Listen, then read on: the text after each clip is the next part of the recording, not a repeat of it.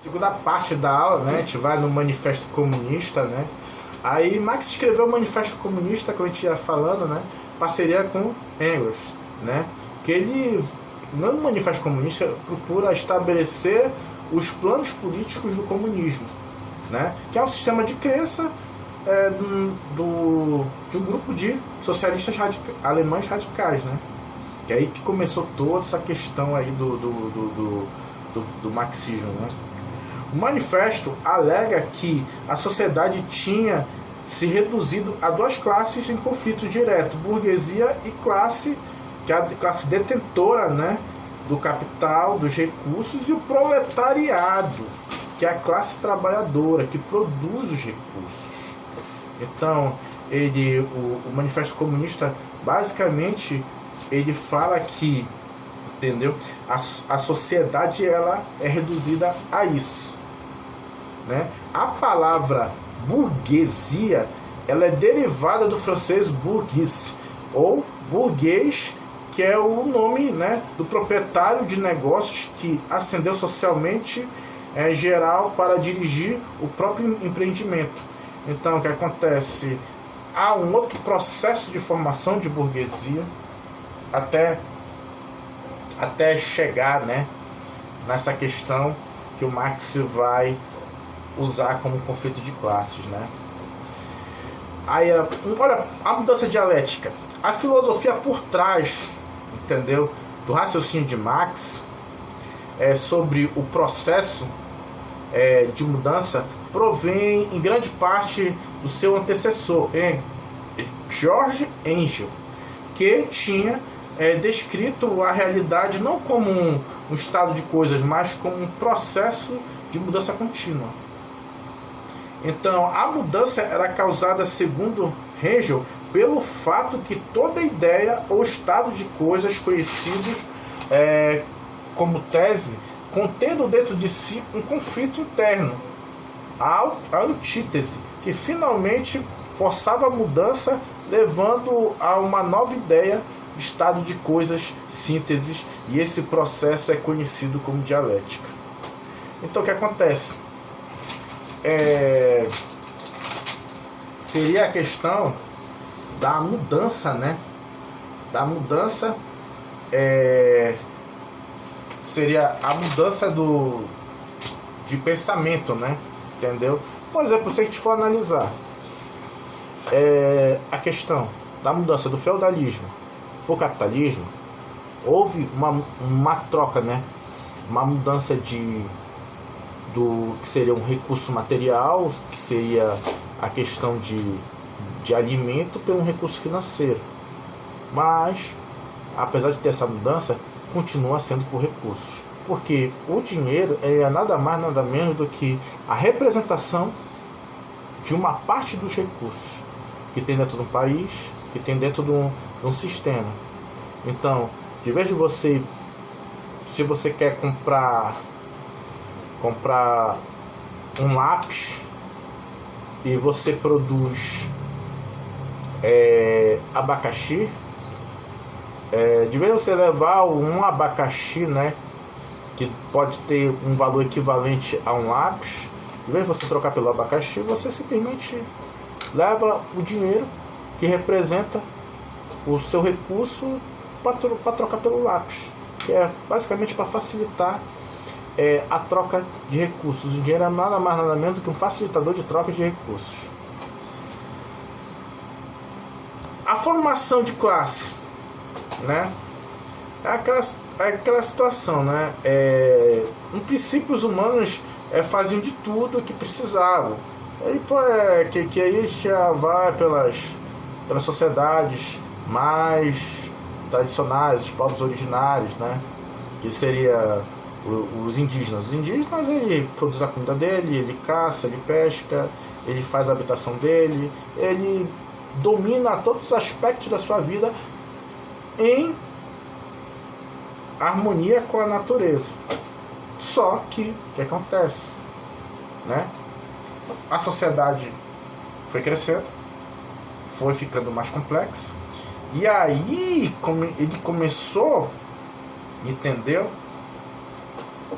A depender mais das outras pessoas, que começaram a se especializar em trabalhos e mais específicos. Aí, como ainda não existia dinheiro, então o que acontece? Ele começava a trocar recursos, que aí a gente vem de novo a história do abacaxi para trocar pelo lápis, né? Essas foram as primeiras relações comerciais, né, que teve o escambo. Aí Marx falou que a especialização desse trabalho, né,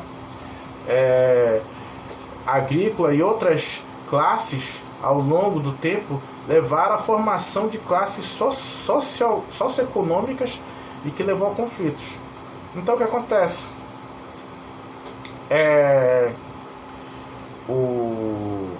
Até realmente equalizar, padronizar, na verdade, padronizar relações comerciais através do dinheiro, entendeu? Aconteceu conflitos. E foi realmente aquela questão, né? Pô, a gente vai continuar trocando isso aqui, entendeu? A gente vai ter que usar algo que seja aceito por todos. Que até chegar essa mudança para se criar o dinheiro, né? Teve toda uma série de conflitos, né? Aí, de acordo com Marx, houve 4 grandes estágios da história da humanidade, que ele entendeu como baseados em 4 diferentes formas de propriedade. Aí a gente vai de novo lá atrás. Sistema tribal, que é aquele dos indígenas, que eu falei lá atrás, original de propriedade comunal. Propriedade estatal, onde se tem a escravidão como propriedade privada, que eu tinha falado no início também, que é a questão de Roma, né? A questão de que a Roma fazia guerras para obter terras e obter escravos, e juntando esses dois eles produziam recursos. E só que naquela época já tinha a questão do dinheiro, entendeu? O dinário, né? O dinheiro de Roma, baseado no ouro, na prata, né? Que o dinheiro era lastreado no metal precioso. Então, quer dizer, já tinha elementos de uma economia que seria uma economia moderna, né? Mas, basicamente, o que sustentava a sociedade romana era basicamente escravos e terras. Aí tem o sistema feudal, né, onde a propriedade, né, era de um grupo de pessoas, pequeno grupo de pessoas, que simplesmente eles alugavam essas terras e dividiam os recursos produzidos através dessa terra, não de uma forma muito igualitária, mas dividiam. Então, aí tinha esse processo aí. Aí vem o sistema, né, moderno capitalista, né?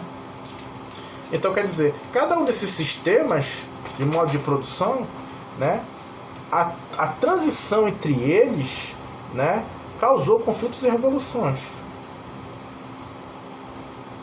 Mas, na essência, a briga continua sempre sendo por causa de recursos, né? Olha, o Manifesto Comunista dá a ideia que, compreendendo o sistema de produção em qualquer sociedade, em qualquer época, podemos compreender as relações sociais. Aí vem a questão de como a sociedade funciona e como as relações entre pessoas funcionam. Aí, basicamente é o seguinte: a gente pode entrar desde as coisas mais triviais às coisas mais complexas. Porém, vamos entrar num sistema bem trivial. O pessoal da turma aqui é entre 15 a 16 anos. Então é uma fase de descobertas, uma fase, né? Uma fase que a gente começa a ter as primeiras relações pessoais, né? Com as pessoas diferentes do nosso convívio, da nossa família. Então, basicamente a gente precisa de ter recursos. Ah, quero levar, tenho uma amiga minha e eu quero levar ela pro cinema. Falei, beleza, né? Assistir um filme, tal, legal, tal, entendeu? Aí a menina, pô, eu queria ir, mas eu tô sem dinheiro. Ela não tem um recurso, né? Ela não tem um recurso para ela pagar o ingresso dela no cinema. Aí você tem um recurso, mas você só tem um recurso pro seu ingresso, não pro dela, e muito menos para pipoca e muito menos para refrigerante, porque o recurso está escasso. Então o que você tem que fazer? Você tem que fazer alguma coisa para obter o recurso dobrado para você pagar o ingresso dela, entendeu? O transporte, o ingresso dela, e aí também até um lanchinho depois para poder assistir o filme com ela. Aí vocês vão assistindo, vocês vão se divertir juntos, e aí vocês vão ter uma conexão maior através dessa convivência que é fora, digamos, fora do trabalho, fora da escola, entendeu? Então, realmente, Max, ele é muito feliz nessa hora, né? Quando ele fala que o sistema de propriedade e recursos explica as relações pessoais em qualquer sociedade. Então você pensa assim, pô, preciso realmente de ter um recurso, né? Até para me constituir uma família, né? E realmente isso é importante, né? Você, suponhamos, nessa mesma situação, que você conheceu essa menina e tal, e aí vocês começam a ter uma união maior e fala assim, pô, a gente já é de maior, a gente já se conhece bastante, bora formar uma família. Aí você vai precisar do quê? Você vai precisar de casa, vai morar com ela, e se advindo dessa relação filhos, vocês vão ter que sustentar esses filhos até uma maioridade, até eles poderem sustentar junto. E vai ter educação, vai ter comida, vai ter roupa, vai ter saúde, que você vai ter que investir em saúde também, né? Porque as pessoas ficam doentes. Toda essa situação, entendeu? Vai obter recursos. Suponhamos que você e ela mesmo trabalhando juntos, trabalhando cada um no seu emprego, trabalhando, e vocês não conseguem obter o recurso suficiente para manter a família. É claro que aí que vem os problemas, entendeu? Aí que vai causar desestruturar a família, né? Pode ter uma situação extremamente difícil, vocês morarem num lugar ruim, e desse lugar ruim os filhos de vocês podem ficar doentes ou podem se envolver quando tiverem mais uma idade com outras situações. Se vocês não conseguirem proporcionar uma educação boa para os seus filhos, eles podem procurar outros caminhos para a subsistência. E aí a gente vai desenrolando umas relações sociais que podem se transformar em problemas sociais que a gente conhece, tipo criminalidade, questão de drogas, a questão até de se obter recursos à margem da lei. Então vai causando uma série de problemas. Então realmente, Max ele é muito feliz quando ele fala que compreender, né, a questão das propriedades, ela realmente faz com que a gente compreenda as relações sociais. Aí isso é só com relação a esse exemplo. Aí tem várias relações sociais de acordo com a classe, as classes sociais: classe alta, classe média alta, classe média alta, classe média baixa, classe baixa, pobres, e miseráveis. Então tem várias classes, entendeu? Que elas são definidas, as relações delas são definidas unicamente pelo nível, pela quantidade de recursos que temos. Realmente é uma coisa tão forte dentro de qualquer sociedade isso, que é muito comum, né? Nas relações entre homens e mulheres, a primeira coisa que a menina te pergunta, né, quando ela tem algum interesse, né, é o seguinte: onde você mora? Você vive do que? Você trabalha com o que? E se você mora sozinho ou se você tem uma outra espécie de recursos, tipo um transporte, um carro, alguma coisa. Então o que acontece? Onde você mora? Tu tem pelo menos um teto sobre a tua cabeça ou você é um morador de rua? Porque se você for um morador de rua, eu não vou querer morar com você debaixo da ponte. Com que você trabalha?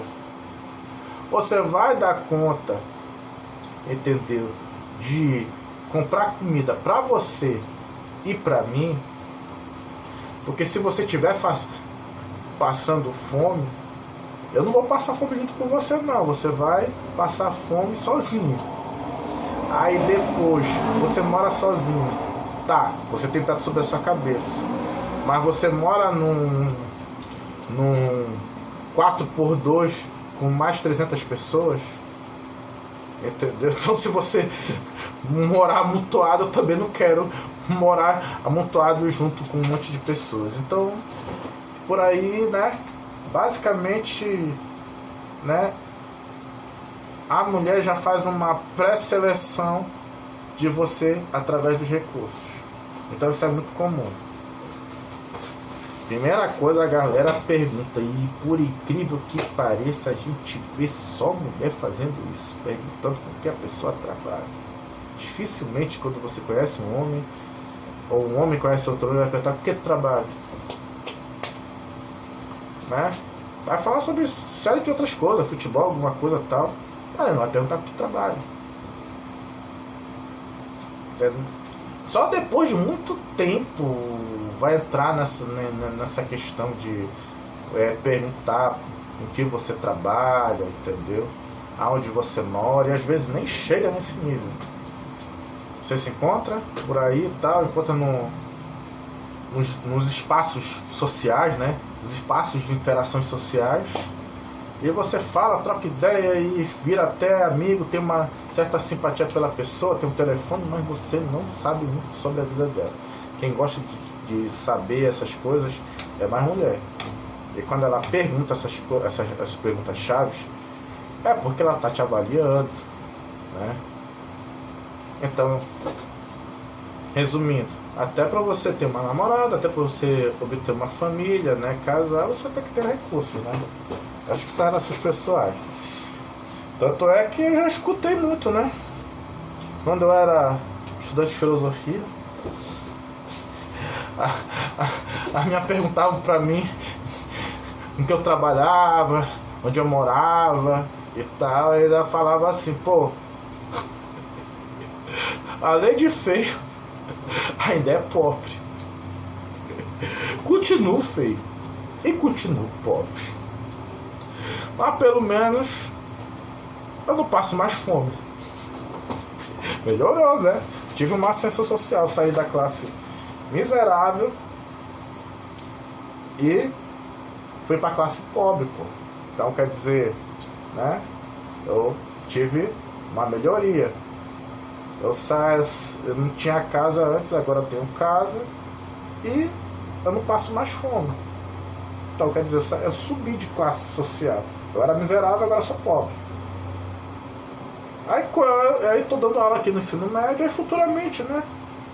Se eu for professor universitário, aí eu posso ascender para uma classe média alta, né?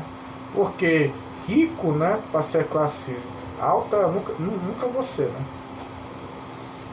Talvez se eu virar um digital influencer, né? Então, se inscreve no meu canal, entendeu? Meu canal aí, divulgar logo. Vocês fazem uma inscrição, manda o Patreon no meu canal, que seria Escola de História e Filosofia, Professor Rodrigo. Vai lá, dá uma fortalecida lá. Então, a gente, basicamente, entendeu? A gente tem essas questões, entendeu? Marx explicando toda a sociedade. Aí, inclusive, ainda vai além, vai sobre as instituições culturais.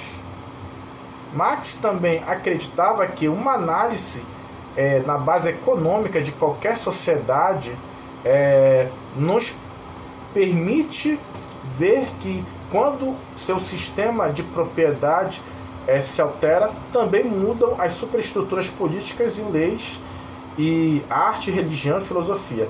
Essas se desenvolvem para servir aos interesses das classes governantes, promovendo seus valores e interesses e desviando a atenção da realidade políticas. Então o que acontece? Essas superestruturas, tipo escola,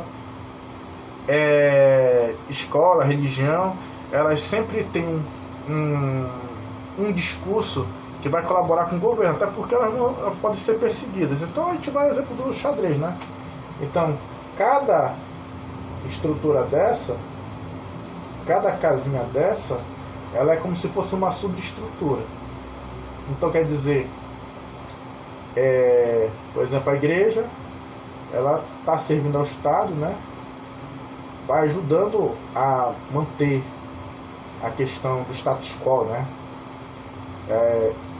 A escola também, ela é uma parte que ela está nesse jogo social, né? Para sempre estar ajudando a questão do governo a se manter no poder. E quando, entendeu? E quando muda de governo, elas também mudam. Aí a gente vai pegar pela realidade, né? A realidade, passamos ultimamente por 2 tipos de governo diferentes. Então a gente viu a mudança que teve, entendeu, no discurso das igrejas, na questão do discurso das escolas e a questão, né, dessas filosofias, entendeu? Aonde uma filosofia mais de um lado prevaleceu mais no tempo de um governo, enquanto que no outro governo essa filosofia, essas religiões, essas superestruturas começaram a ser combatidas. Então, resumindo, a instituição cultural, ela vai de acordo com o interesse do governo. Então é isso aí. A gente falou sobre o pensamento de Marx, né? Então, vocês podem mandar mensagens, né? No nosso chat aí, que a gente vai responder. E é isso aí. Futuramente aí a gente vai passar umas avaliações para vocês. Porém, eu gosto de uma avaliação mais aberta. Eu gosto da autoavaliação. Para que basicamente é autoavaliação? Para mim, só o fato de você ter assistido a aula, prestado atenção e até feito perguntas, já é muito. Então, a autoavaliação é quanto eu mereço tirar, o que eu entendi dessa aula e quanto eu mereço tirar. Então é autoavaliação. Para mim, todo mundo é 10. Mas se você quiser falar, pô, professor, eu acho que eu mereço 8, mereço 7, entendeu? É uma autoavaliação que também é válida. Eu também vou atribuir nota a isso. Então a gente vai terminando essa aula, né? Que é o Marx, né? Filosofia política. Altamente interessante. A gente não pode viver sem Marx. E o pensamento de Marx faz com que possamos acreditar no futuro melhor. Muitos dizem que é utopia, muitos dizem que é possível. Porém, a gente não pode negar que ele foi, é, ainda continua sendo relevante. E continuará sendo, né? Enquanto a sociedade tiver conflito de classe, sempre lembraremos do Marx. Enquanto houver guerras por recursos, sempre lembraremos de Marx. Então é isso aí. Então, a gente vai se despedindo, entendeu? Sala maravilhosa e tal. Você já sabe, todo mundo já ganhou 10. E por aí, se quiser fazer autoavaliação, faz, é opcional. E a gente se vê na próxima aula, né? Então, obrigado a todos que participaram da nossa aula sobre Marx. E que Deus esteja com vocês. Obrigado.